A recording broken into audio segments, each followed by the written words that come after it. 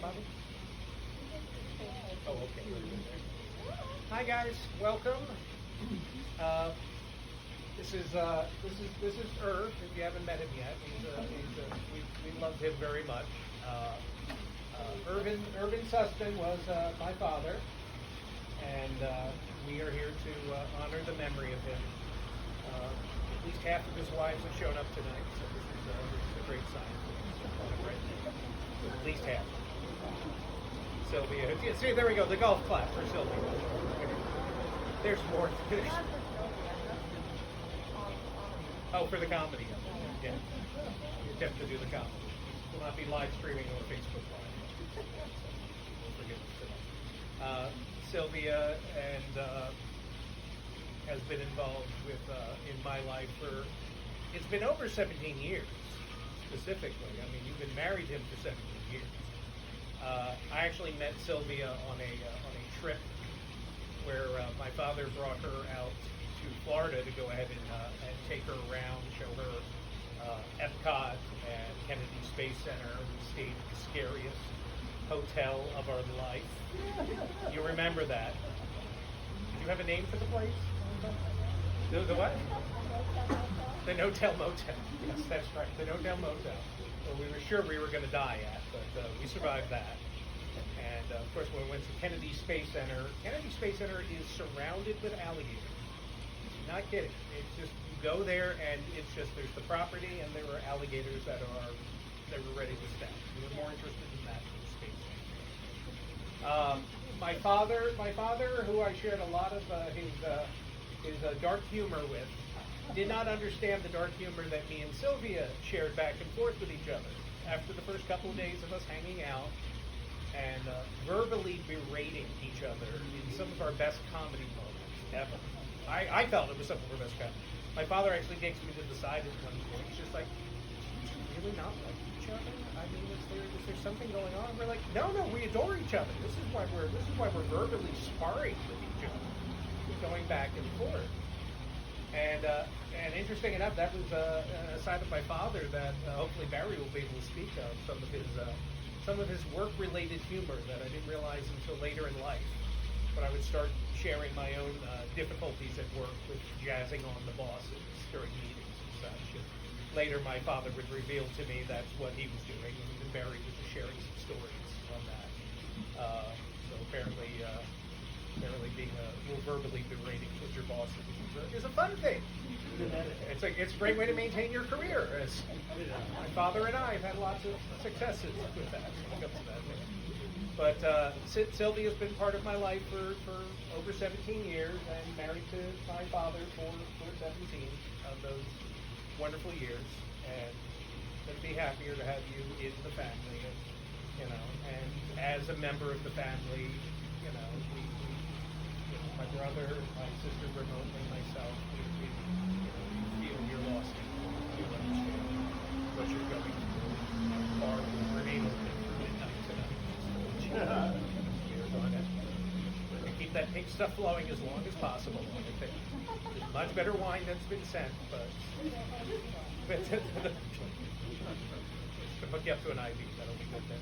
So we're actually going to have a couple of people speak on behalf of Irv, and I actually like to introduce and start with my brother, who I've never actually met before. First meeting. Michael is my older brother. Up until today, when I had my much longer gray hair and beard, you would have sworn I was 10 years older than him. So for a few moments like this, we do look a little differently. So I'll turn the floor over to my brother, who has probably much more elegant words to say other than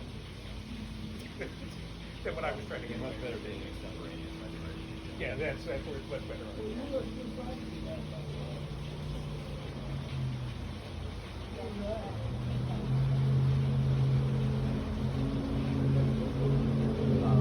Hi everybody, I'm Michael, Irv's son. Thank you to all of you for coming to celebrate my dad and his life. So I love my dad as much as any son loves his father, despite the fact that my dad and I were very different people. but even family members are very different and share a lot in common. So I want to tell you about two ways in which we were different, two ways in which we were similar. My dad, for instance, loved sports. Probably like baseball, football, particularly basketball. Now, maybe you've seen a photo of him jumping for the hoop. That's him in the center there. His nickname on his bank league was Jumpin' Jack, which I guess jumpinger just didn't have the ring. And I know that he looked forward to one day having a son who would share his love of sports. That son, sadly, was not me, nor was it my brother. But that did not stop my dad from signing me up for Little League and youth football, and I was not great at any of it. I remember asking him, Dad, when am I going to like sports? He'd say, soon, Michael, soon, just you keep at it. Well, I kept playing and kept being terrible, and Dad, well, eventually he figured out my heart really wasn't in it. I was never going to be that star athlete that he dreamt of having. So he let me quit Little League and do the things that excited me, like painting, drawing, and writing. He'd drive me to weekend art classes where I'd paint alongside adults. And he shared with me his love of drawing. I don't know if you know this, my father was actually, in his day, a really good artist. One of my favorite characters as a kid was Spider-Man. I collected all the comics. And I'd often wake up in the morning and I'd find a pencil-drawn picture of Spider-Man on the couch that my dad had left for me before he went to work in the morning. And it was just a little surprise gift that I found very touching. And when he got home, I'd ask him, Dad, you were such a great artist. Why would you ever want to do anything else for a living?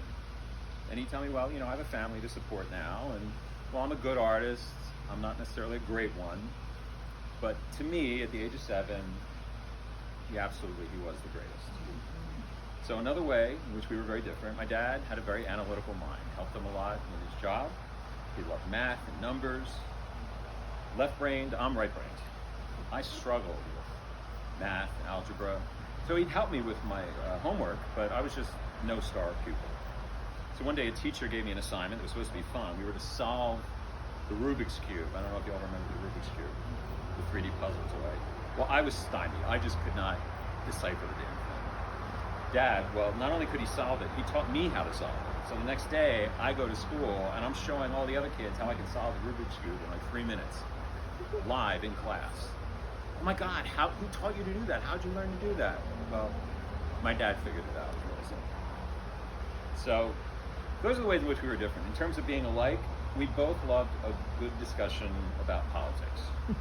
I think for Dad, a political argument was like a workout for the mind, a way to test the integrity of your ideas. So if you could hold your own against him, he'd come to respect you. Now, we disagreed on almost everything politically, and we'd have shouting matches across the Christmas dinner table, and the Thanksgiving dinner table, and the birthday table. But in the end, he respected my views, and I his. And even this week, while reading the news stories, I used to work in news, I hear Dad's voice disagreeing with my take on the news of the day. And while there was much to our 50-plus year relationship, it's those political arguments that I'm actually going to miss the most.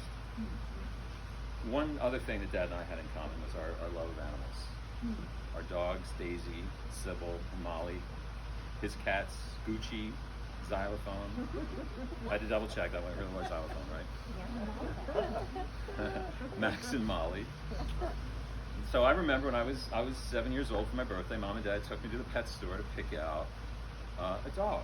And her name is Daisy. She was a black lab. And she was our family dog, and we all loved her dearly. 12 years later, Daisy's time was near the end. And I was now a college student. And I do not trust our local vet. Our local vet seemed like a bit of a quack. And I was not going to let him put Daisy away. So I talked to Dad about it, and we jumped in our car, and we drove 3 hours to Gainesville, to the vet hospital, the University of Florida, one of the best in the state. Sadly, the vets told us that our local vet was actually right. Daisy did not have long. And they offered to ease her crossing over the Rainbow Bridge that day. But for the first time ever, I saw Dad break down. he was in tears telling me he couldn't do it. He couldn't say goodbye to Daisy just yet. So we drove her back home, and we had a few more days with her before we finally made our farewells. Recently, I lost another pet, Charlie. He was a chocolate lab I had for 15 years. And I sent a message out to everyone in the family to let them know. And I got a response back from everybody, messages of sympathy. But strangely, I didn't hear anything from Dad. He had hearted some photos on Facebook, and I thought, that was really strange. Dad knew how much Charlie had meant to me. But no message, no text, nothing, no phone call. I was surprised. Well, a week ago, after Dad passed, I found the email that he had sent to me. Somehow it had got lost, I'd overlooked it. And it was so strange to find it now, to read an email from him after he was gone. It was a very sweet message about loss and love. He knew what I was going through. But one sentence that he wrote really stood out. Mike, he said, you were a great father and did everything possible to give your boy an incredible life. Well, Dad, right back at you. You'll be missed. Thank you all for coming.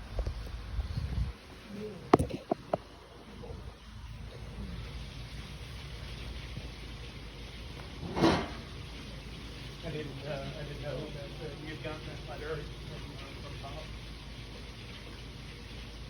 Thank you for sharing that, Michael. Sure.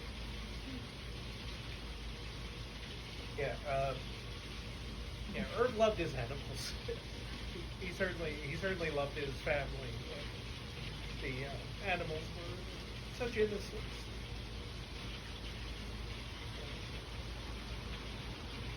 I know as I've been staying here with the family, helping out. Max and Molly, the two family cats.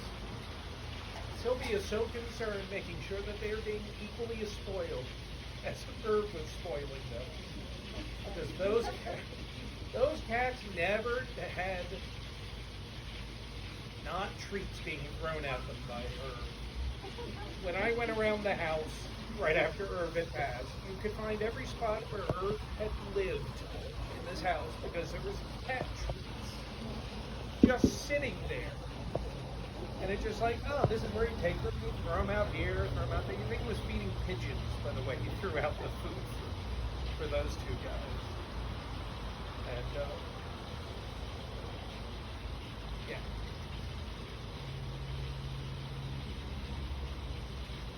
But, to take it from the family side, hoping Barry will be able to come up and go and be able to speak a few words, about his time working with Herb. I don't think there were any cats involved or dogs, so we shouldn't have as much of a tearjerker moment on that. But there might be a little bit on it. I didn't think far enough ahead the way Michael did, and so I wrote something down that I can't read. Yeah. But I'll be on with my phone.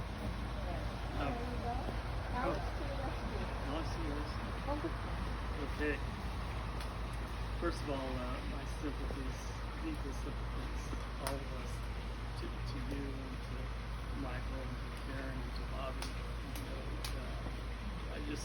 This is such a tough time with it being so sudden and everything that happened. For those of you that don't know me, my name is Barry Gillespie. I worked with Irv from about 2000 to 2004, but we have ever since then a long friendship that we continue. When I first left Honeywell and I came over to Eaton Aerospace, that's where Irv was, and I became Irv's boss. He was my finance director, and I never realized at that point that that was really a lucky day.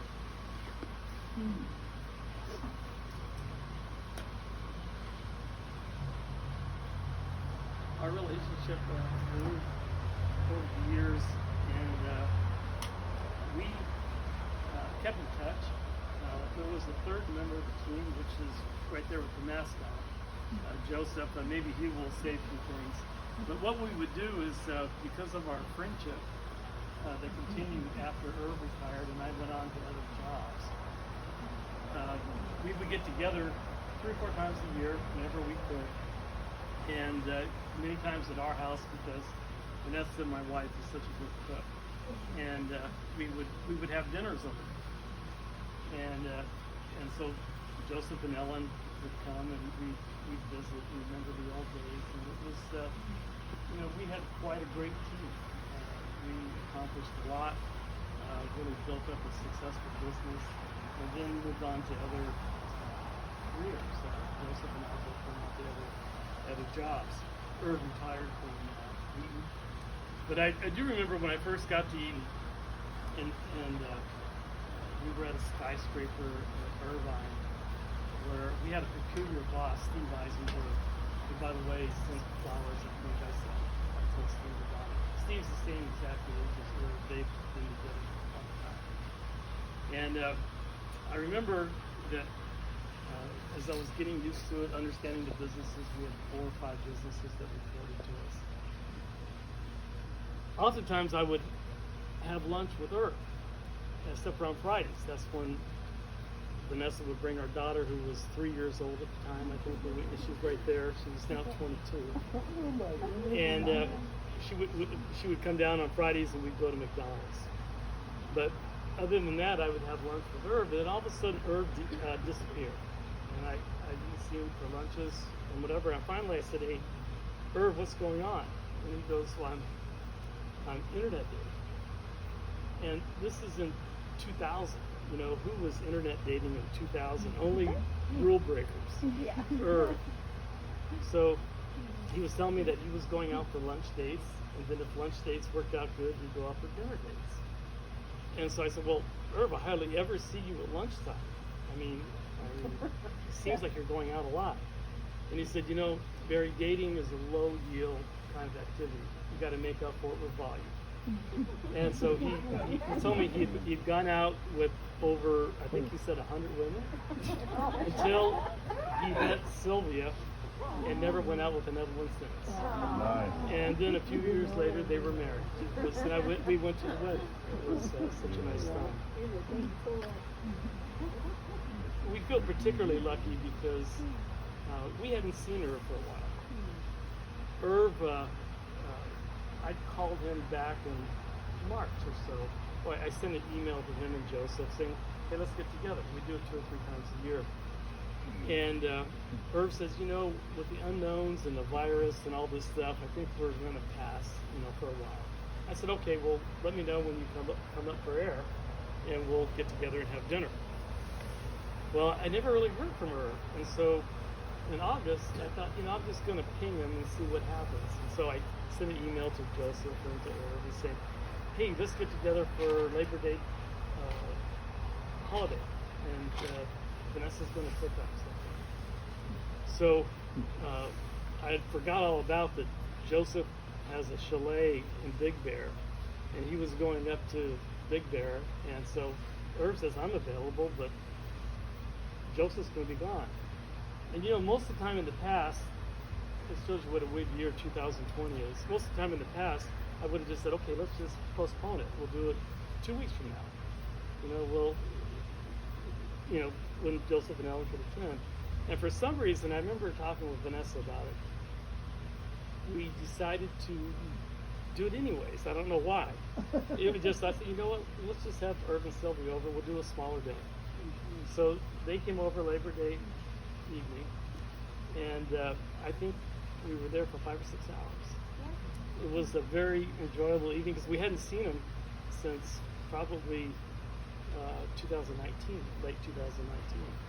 And so we talked about lots of things, talked about politics, as is mentioned by, I think, Bobby or Michael, and I remember getting in an argument with him about some of the recent things that have happened. But you know, he's a conservative guy, but every once in a while he would go wild ass liberal.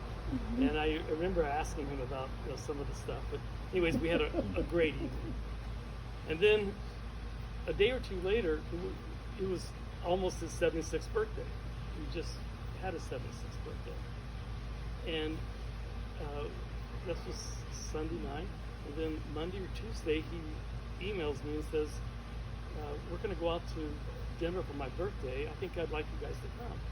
I thought, okay, great. So we went to Dana Point to Harbor Grill or something. And, you know, Irv likes seafood. I don't think Sylvia's that big a fan. But, so we sit down for Harbor Grill. I'd never been there before. It was a lovely evening. And Irv tells this waitress, I want the biggest lobster you have. Oh, boy. I mean, he was very, very direct about that, right? I mean, the biggest one you have. And he ordered hors d'oeuvres and stuff. And, you know, Irv had a fantastic time. And it was a great evening. And that's the way I'll remember it. And it was just, we're so lucky that we made that unusual decision and we got to spend probably 10 hours enjoying Irv and Sylvia's company. And I remember when I first got the news and we both said, gosh, you know, what a lucky decision. When I started working with Irv, you know, he has, most of you haven't worked with him. Joseph and I have. I think Bobby said or Michael said he had, or both of them at summertime. But Irv was a brilliant financial guy. He was intuitive. He was a fantastic partner to have. When you have, you know, when you have a close-knit team, like two main people, or Irv and Joseph, you try to get people around you that have strengths where your weaknesses are. And I learned so much from Irv. I mean, he taught us all sorts of things.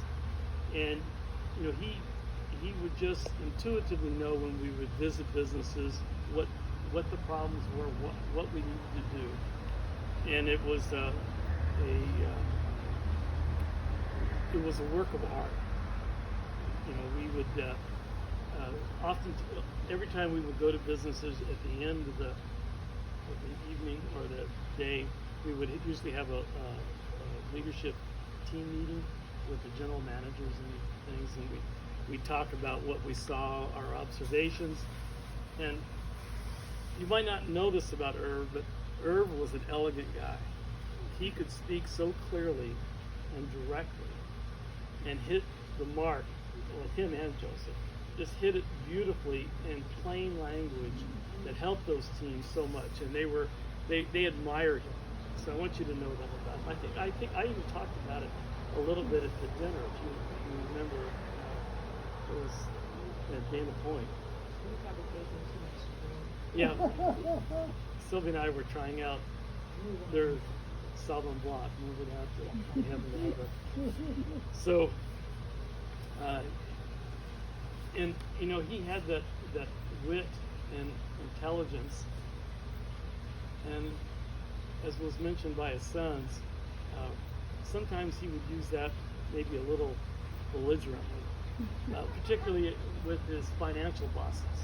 So I was his direct boss, but he'd also have, you know, the financial tree, which would have the CFO. And many times he would embarrass them because he had such great depth of knowledge and understanding about what the businesses were doing that they didn't. They had to, as typical executives, they had superficial knowledge. They didn't really know what was going on. And to see somebody do that, and it was, you know, Irv enjoyed it when he did it, and so did Joseph and I. We would watch it, and it was just enjoyable. Irv also taught us a lot about food. He liked food, and he educated Joseph and I. One of the first educations we got, because we had the Sarasota plant, that was one of our businesses. I never once was a fan for Philly cheesesteaks, but it's acquired taste. but I had to be taught by a master. He took me to the right place, and then he showed me that you have to smother it in ketchup, and then it really tastes good. And you know what? He was right. It was really enjoyable. He also taught both Joseph and I, because there was a restaurant that was out on the harbor. I don't remember the name of it. Maybe Bobby and Michael do, but it was a really elegant restaurant out on the harbor in Sarasota.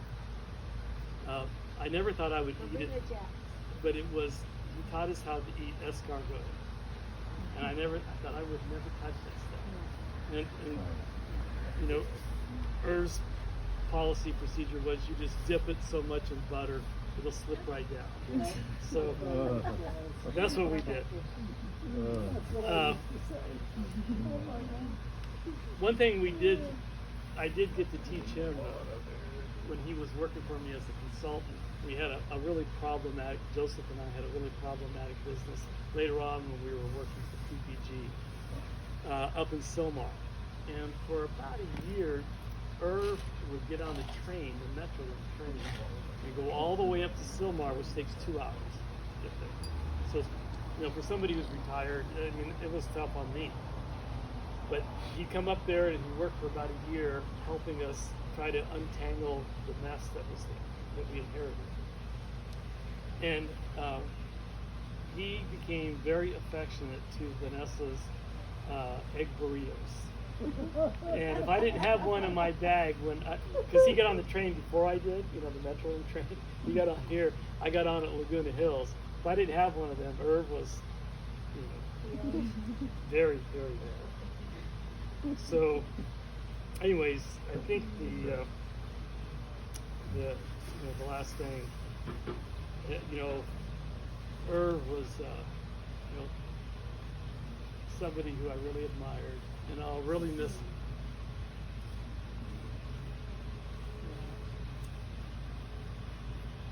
He was a great colleague and friend. Thank you. Barry.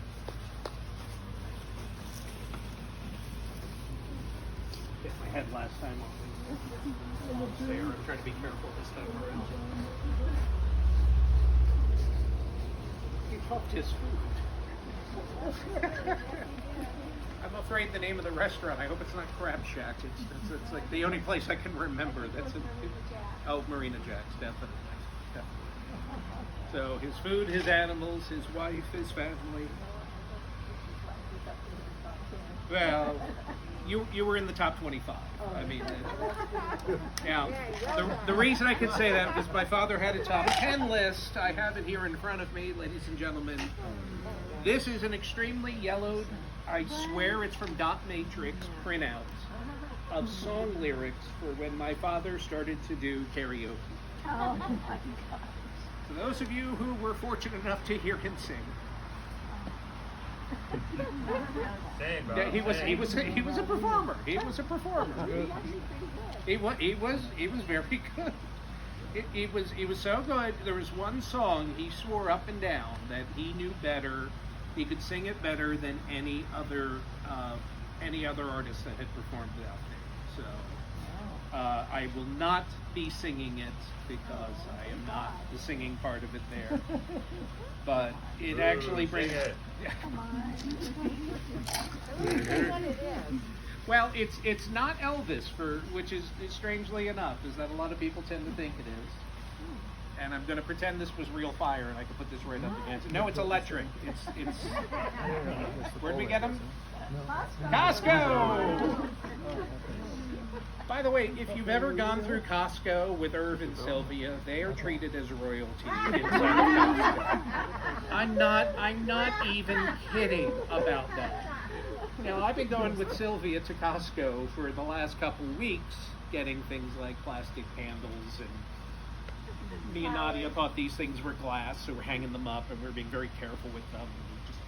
They're practically rubber. It would take forever to destroy them.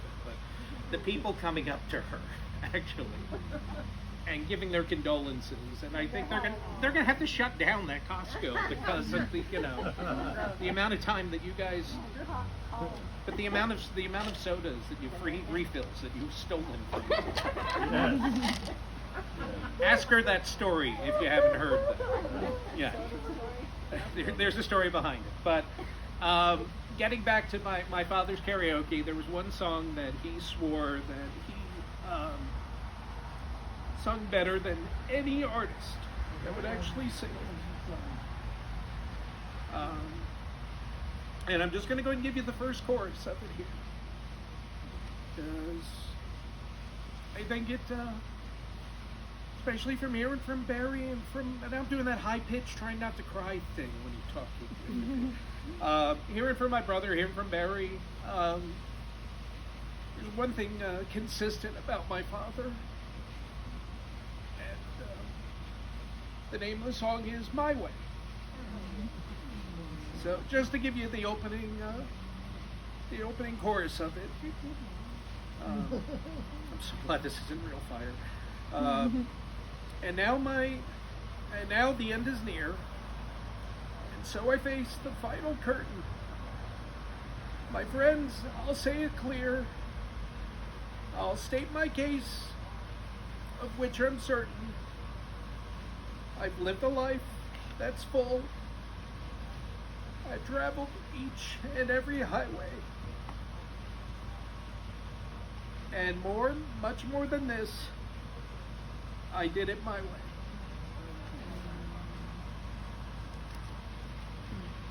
This will be up on eBay a little bit later. You can start bidding on it there. Bid high, bid often. I'd like to thank you for joining us tonight. Bobby, we have. Would it be okay if Joseph, you wanted to say Please, a few words? please. If Joseph also has worked with Irv, as we were discovering, they were actually. There were three stooges, apparently, because we were just discovering that. Amigos. And here's the talking cam, in case you need to have it there. I was in therapy once. We had to do it. It was something about it. Please. The talking cam. As I was driving here, I was thinking about life, obviously, something like this, especially happening, you think about life. You don't think about all the friends and different people that passed you over the many years and all the jobs that you had, you interact with many people. And if I think back, it's very hard sometimes to remember the faces. You remember the face, but somebody's got, what's this guy's name? You can't remember the name. Especially 10 years ago, 16 years ago, 20 years ago, it's hard. It's only a few people that, after everything you went through and different changes in career, you remember. And the last time we worked with Earth was in 2004. That's 16 years ago. Can't count, I probably can count on one hand the people that I worked with. 16 years ago, I still remain friends. I still remember their face. I still remember, I know their life. I know who they made it to. We talk to each other, and I wondered why. What's interesting about this person that I remember? These few people. What is one of them? You guys talk about you like cats and you like bats, and I didn't know that. I didn't know that side of her. But I can tell he liked people. He did like people.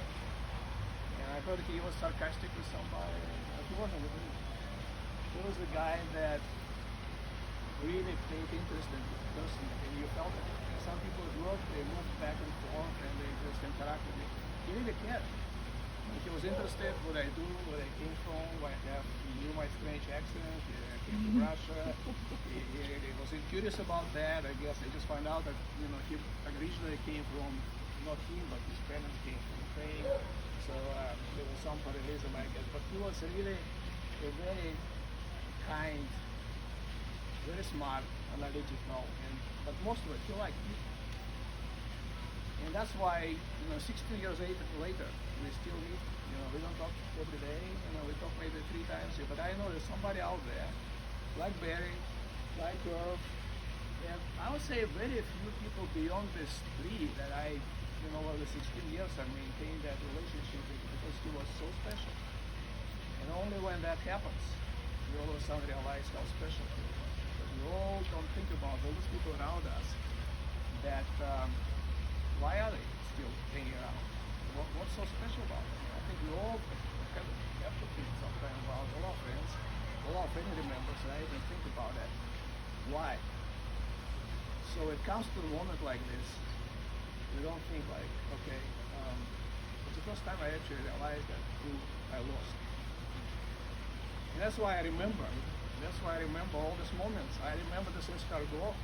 I remember 16 years ago. That was more than 16 years ago. I remember that table. I remember every one of this escargot. I remember Earth. I remember so vividly because he was a real friend. And I remember the staff meetings that we had in Sarasota. He liked to go to Sarasota. I guess there was a connection with Sarasota. I'm learning right now, right? But I like that place a lot. We learned these restaurants and the other places. We travel a lot, 3 of us. And after all the staff meetings, with all employees and meetings and conference room, we would go and take a flight. And that was 18 years ago, a long time ago. But it's because of her and because my friends like Barry that you carry through your life. And I hope I'll carry for a long, long time these memories and the friendship. You remember every moment of this. I remember how Barry liked to say, hey guys, we're so tired and the flight is in 40 minutes. Hey, there's an empty chair over there on the table. Let's get together. We're going to write them a letter. We're going to write those people a letter. How they did it, okay, and what they need to improve. And 3 of us get together and we write. We write them a letter. We have to do it right there before we leave. When we get on a plane, it has to be timed. It has to be smart. And it has to be everything we think about them, how to improve the business. Barry would run and get ice cream. So he really likes ice cream. Right? Because especially in the airport, he would run around and he said, "Do you want ice cream?" And I said, "That was 18 years ago. I still remember that." I remember that airport. I remember the chairs. I remember the table. And he said, "Jodo, do you want ice cream?" I said, "No, really." And he brings 3 ice creams. Even I said no. He brings ice cream. We had to have this ice creams, and 3 of us will write this letter. And I want to say, look, this is a huge loss. And you may not realize that you have friends out there. But you do. And it is a lot about why Earth was like that. It was really special. Thank you guys. Thank you. It's like you were going to take a drink from it. Back to me. Thank you for joining us, folks. We have beverages, we have food. We'd love for you to share with each other your stories of Irv and his many adventures of humor, sarcasm, his numbers. Loved his numbers. The man was a human calculator. But thank you for joining us, folks. And please remember Irv as we all do, fondly, with much love. So thank you.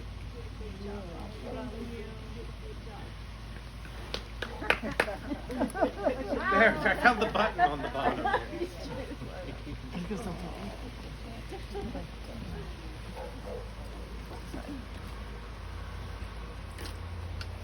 We've got some warm food available for everyone.